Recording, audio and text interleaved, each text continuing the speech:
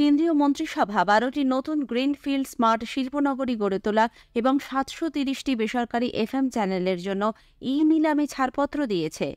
জম্মু কাশ্মীর বিধানসভা নির্বাচনে প্রথম দফায় জমা পড়া মনোনয়নপত্রগুলি গতকাল পরীক্ষার পর 160টি বৈধ বলে জানানো হয়েছে। রাষ্ট্রপতি বলেছেন, আরজি করে চিকিৎসক পড়ুয়ার ধর্ষণ ও খুনের ঘটনায় তিনি হতাশ ও আতঙ্কিত। সমবেতভাবে এর বিরুদ্ধে সোচ্চার হওয়ার আবেদন জানিয়েছেন তিনি। ভারত ও রাশিয়ার বিপর্যয় মোকাবিলা বিষয়ক যৌথ কমিশনের দ্বিতীয় বৈঠক গতকাল মস্কোতে শুরু হয়েছে। বিপুল উৎসাহ উন্মাদনার মধ্যে দিয়ে প্যারিসে শুরু হয়েছে প্যারালিম্পিক গেমস 2024-এর। আজ জাতীয় ক্রীড়া দিবস। কিংবদন্তি হকি খেলোয়াড় মেজর ধ্যানচাঁদের জন্মদিনটি দেশজুড়ে নানা অনুষ্ঠানের মধ্যে দিয়ে পালন করা হচ্ছে। আসছি বিস্তারিত খবরে। দেশের শিল্প মানচিত্রে রূপান্তর ঘটাতে কেন্দ্রীয় মন্ত্রিসভা জাতীয় শিল্প করিডোর উন্নয়ন প্রকল্পের অধীনে 12টি নতুন গ্রিনফিল্ড স্মার্ট শিল্পনগরী গড়ে তোলার ব্যাপারে ছাড়পত্র দিয়েছে। নতুন দিল্লিতে গতকাল মন্ত্রিসভার বৈঠকের পর তথ্য সম্প্রচার মন্ত্রী অশ্বিনী বৈষ্ণব জানান, গোটা শিল্পক্ষেত্রটির জন্য আনুমানিক খরচ ধরা হয়েছে 602 কোটি টাকা। তিনি বলেন, ये 12 नए इंडस्ट्रियल एरियाज कंबाइंड इनमें इन्वेस्टमेंट सरकार की तरफ से आएगा 28,602 करोड़ का, और once these corridors and nodes are developed उसमें इन्वेस्टमेंट पोटेंशियल है 1,52,757 करोड़, और करीब 10 लाख एम्प्लॉयमेंट का इसमें पोटेंशियल है। करीब 10 लाख डायरेक्ट जॉब्स और 30 लाख इनडायरेक्ट एम्प्लॉयमेंट पोटेंशियल इससे क्रिएट होगा। 10টি রাজ্যের 6টি প্রধান করিডোরে কৌশলগত উপায়ে প্রক্রিয়াগুলি গড়ে তোলা হবে। এগুলি হল উত্তরাখণ্ডের খুপিয়া, বিহারের গোয়া, পাঞ্জাবের রাজপুরা পাতিয়ালা, তেলেঙ্গানার জাহিরাবাদ, মহারাষ্ট্রের দিঘি, অন্ধ্রপ্রদেশের ওরভাকাল এবং কোপ্পার্থী, কেরালার পালাক্কাড়, রাজস্থানের যোধপুর, পালি এবং উত্তরপ্রদেশের আগ্রা ও প্রয়াগরাজ।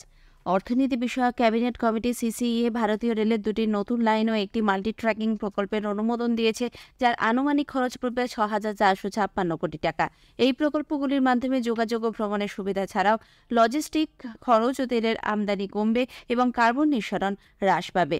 মন্ত্রিসভার বৈঠকের পর তথ্য সম্প্রচার মন্ত্রী অশ্বিনী বৈষ্ণব জানান, জামশেদপুর, পুরুলিয়া, আসানসোলের মধ্যে 121 কিলোমিটার দীর্ঘ তৃতীয় লাইন এবং সারদেগা ভালুমোদার মধ্যে 37 কিলোমিটার নতুন ডাবল লাইনের ছাড়পত্র মিলেছে। অন্যদিকে মন্ত্রিসভা গতকাল 234টি নতুন শহরে 730টি বেসরকারি এফএম চ্যানেলের ই-নিলামের বিষয়ে ছাড়পত্র দেয়। এর মধ্যে পশ্চিমবঙ্গে নতুন চ্যানেলের সংখ্যা 13। এছাড়া উত্তরপ্রদেশে 32, অন্ধ্রপ্রদেশে 22, মধ্যপ্রদেশে 20, রাজস্থানে 19, বিহারে 18, মহারাষ্ট্র এবং তামিলনাড়ুতে 11টি করে এবং অসমে 6টি বেসরকারি এফএম চ্যানেলে এই ই-নিলাম হবে। তিনি বলেন, करीब 234 सिटीज है जहाँ पे अभी भी प्राइवेट एफएम रेडियो नहीं है। 234 सिटीज जिनमें 730 चैनल्स को एक्सपैंड करने के लिए ये फैसला लिया गया है। इसमें रेडियो इंडस्ट्री की बहुत सारी प्रॉब्लम्स जो थी उनको भी सॉल्व किया गया है, उनके फाइनेंशियल हेल्थ को सुधारने के हिसाब से, और लोकल टैलेंट पे फोकस करते हुए प्रोजेक्ट। মন্ত্রী বলেন, মাতৃভাষায় অনুষ্ঠান সম্প্রচারে উৎসাহ দিতে এবং নতুন কর্মসংস্থানের সৃষ্টির লক্ষ্যেই এই উদ্যোগ। প্রধানমন্ত্রী নরেন্দ্র মোদী গতকাল সক্রিয় প্রশাসনের নির্দিষ্ট সময়ে প্রকল্প রূপায়ণ সংক্রান্ত তথ্য প্রযুক্তি ভিত্তিক মাল্টিমোডাল মঞ্চ প্রগতির 44তম বৈঠকে পৌরোহিত্য করেন। তৃতীয়বার নরেন্দ্র মোদী সরকার ক্ষমতায় আসার পর এটি ছিল প্রগতির প্রথম বৈঠক। সড়ক যোগাযোগ সম্পর্কিত দুটি রেল এবং কয়লা, বিদ্যুৎ ও জলসম্পদ সংক্রান্ত একটি করে প্রকল্প নিয়ে আলোচনা হয়। উত্তরপ্রদেশ, উত্তরাখণ্ড, ঝাড়খণ্ড, মহারাষ্ট্র, রাজস্থান, গুজরাট, ওড়িশা, গোয়া, কর্ণাটক, ছত্তিশগড় এবং দিল্লির এই প্রকল্পগুলির জন্য খরচ হয়েছে 76,500 কোটি টাকারও বেশি। বৈঠকে প্রধানমন্ত্রী বলেন, সরকারের প্রত্যেক আধিকারিককে অবশ্যই সংবেদনশীল হতে হবে। প্রকল্প রূপায়ণে বিলম্ব কেবল ব্যয় বৃদ্ধি করে না, জনসাধারণকে তাদের প্রাপ্য সুবিধা থেকেও বঞ্চিত করে। এক পেড় মা কে নাম অভিযান পরিবেশ রক্ষার ক্ষেত্রে অত্যন্ত গুরুত্বপূর্ণ পদক্ষেপ বলে উল্লেখ করেন তিনি। জম্মু কাশ্মীর বিধানসভা নির্বাচনের প্রথম দফার জন্য জমা পড়া মনোনয়নপত্রগুলি গতকাল পরীক্ষা করে দেখা হয়।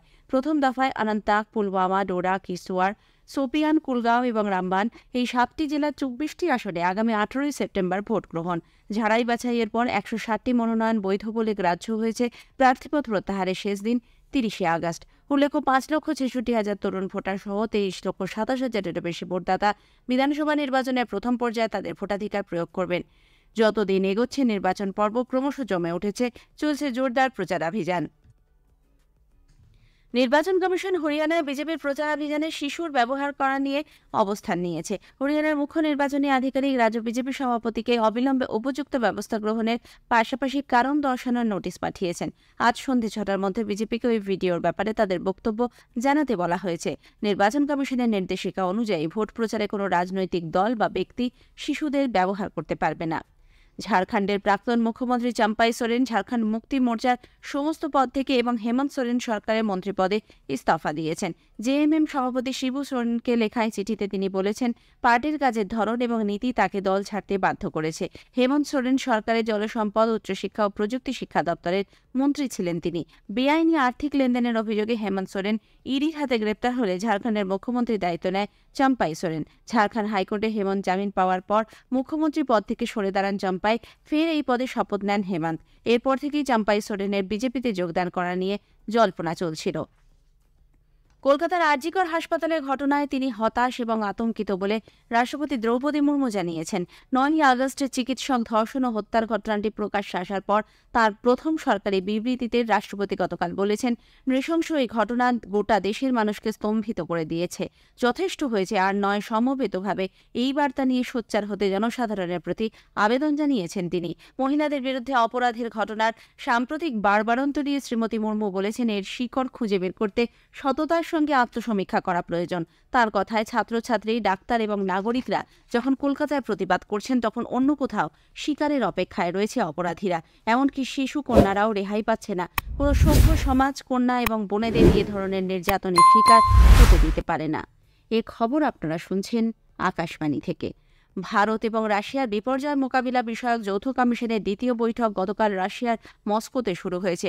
স্বরাষ্ট্র প্রতিমন্ত্রী নিত্যানন্দ রায় ভারতীয় প্রতিনিধি দলের নেতৃত্ব দিচ্ছেন। সফরের প্রথম দিনে শ্রী রায় এবং রাশিয়ার সিভিল ডিফেন্স বিভাগের মন্ত্রী আলেকজান্ডার ভাইয়ার চেসলোভিচের মধ্যে একটি চুক্তি স্বাক্ষরিত হয়। দুই দেশই 2025-26 বিপর্যয় মোকাবিলায় সুঅভ্যাস এবং অভিজ্ঞতা পরস্পরের সঙ্গে ভাগ করে নেবার ব্যাপারে সম্মত হয়েছে।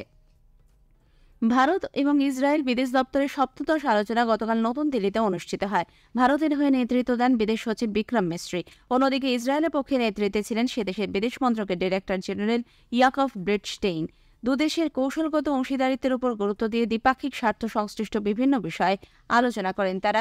পশ্চিম এশিয়া এবং ভারত প্রশান্ত মহাসাগরীয় অঞ্চলের বর্তমান পরিস্থিতি নিয়েও উভয় পক্ষ মত বিনিময় করেছেন। বাংলাদেশের দেশত্যাগী প্রধানমন্ত্রী শেখ হাসিনা এবং তার সহযোগী ক্যাবিনেট মন্ত্রীদের বিরুদ্ধে আরও 4টি মামলা রুজু হয়েছে। সংবাদ মাধ্যমে প্রকাশিত খবর অনুযায়ী এই নিয়ে মোট মামলার সংখ্যা 75-এ পৌঁছল। এগুলোর মধ্যে 63টি হত্যার অভিযোগ, 7টি গণহত্যার, এছাড়াও অপহরণ সহ আরও কয়েকটি ধারায় অভিযোগ দায়ের হয়েছে হাসিনা ও সহযোগীদের বিরুদ্ধে। এদিকে বাংলাদেশের প্রফেসর মোহাম্মদ ইউনূসের নেতৃত্বাধীন অন্তর্বর্তী সরকার জামাতে ইসলাম এবং ছাত্র সংগঠন শাখা ইসলামী ছাত্র শিবিরের ওপর থেকে নিষেধাজ্ঞা প্রত্যাহার করে নিয়েছে। কোনো অকাট্য প্রমাণ না মেলায় সরকার বিশ্বাস করে যে বাংলাদেশ জামাতে ইসলাম আর তার সহযোগী সবকটি সংগঠন সন্ত্রাসবাদ ও হিংসাত্মক কার্যকলাপের সঙ্গে জড়িত নয়। এর প্রেক্ষিতেই এই সিদ্ধান্ত। বিপুল উৎসাহ উন্মাদনার সঙ্গে প্যারিসে প্যারালিম্পিক্স গেমস 2024-এর সূচনা হয়েছে। রাষ্ট্রপতি ইম্যানুয়েল ম্যাক্রো একটি জাঁকজমক উদ্বোধনী অনুষ্ঠানের মধ্যে দিয়ে গেমসের সূচনার ঘোষণা করেন। 167টি দেশের মোট 4,400 জন ক্রীড়াবিদ এবারের প্যারালিম্পিক্স গেমসে অংশ নিচ্ছেন।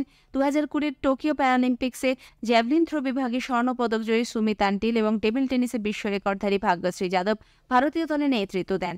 এবারের প্যারালিম্পিক্স গেমসে মোট 84 জন ভারতীয় প্যারা অ্যাথলিট অংশ নিচ্ছেন। প্যারালিম্পিক্সের ইতিহাসে এটি ভারতের সর্ববৃহৎ দল।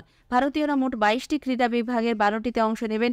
ব্যাডমিন্টনে কৃষ্ণা নাগার তার খেতাব ধরে রাখার লক্ষ্যে কোর্টে নামবেন। অন্যদিকে শুটিংয়ে অবনী লেখারা এবং মনীষ নারওয়াল পদক জয়ের লক্ষ্যে নামবেন। তীরন্দাজি, সাইক্লিং, তাইকোন্ডো, সাঁতার এবং টেবিল টেনিসে আজ ভারতীয়দের প্রতিদ্বন্দ্বিতা করতে দেখা যাবে। অ্যাথলেটিক শুরু হচ্ছে আগামীকাল। 38 জন ভারতীয় অ্যাথলিট এতে অংশ নেবেন। সবার নজর থাকবে জ্যাভলিন থ্রোয়ার সুমিত আন্টিল এবং টেবিল টেনিস খেলোয়াড় ভাবিনা প্যাটেলের দিকে।